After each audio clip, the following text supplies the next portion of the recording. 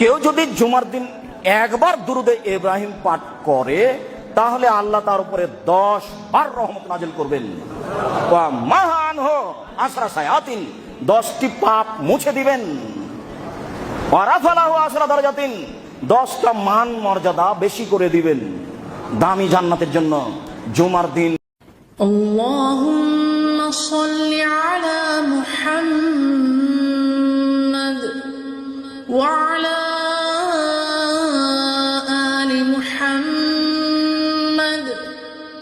কামা সাল্লাইতা আলা ইব্রাহিম ওয়া আলা আলি ইব্রাহিম ইন্নাকা হামিদুম মাজিদ। আল্লাহুম্মা বারিক আলা মুহাম্মাদ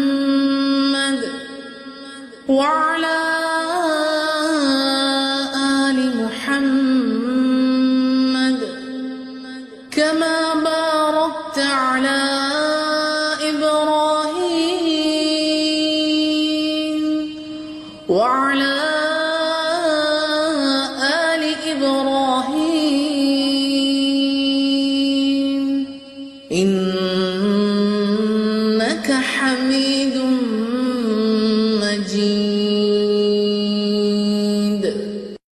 শুক্রবার কেউ যদি আর্লি মসজিদে আসে, গোসল করে পবিত্র হয়ে এবং ওযু করে খুশবু লাগিয়ে সুন্দর জামা কাপড় পরে, তাহলে প্রত্যেকটা পদক্ষেপের জন্য আল্লাহ সুবহানাহু ওয়া তাআলা তাকে 1 বছর রোজা রাখা এবং 1 বছর কিয়ামুল লাইল করার সওয়াব প্রদান করবেন।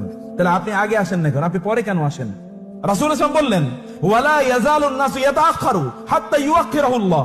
লোকেরা যারা নামাজে কাতারে পেছনে থাকে, পিছনে থাকতে থাকতে আল্লাহ তাআলা ওর পিছনে কাতারে রাখেন। সব সময় সব কাজে তারা পেছনে থাকে, পেছনে থাকেন না।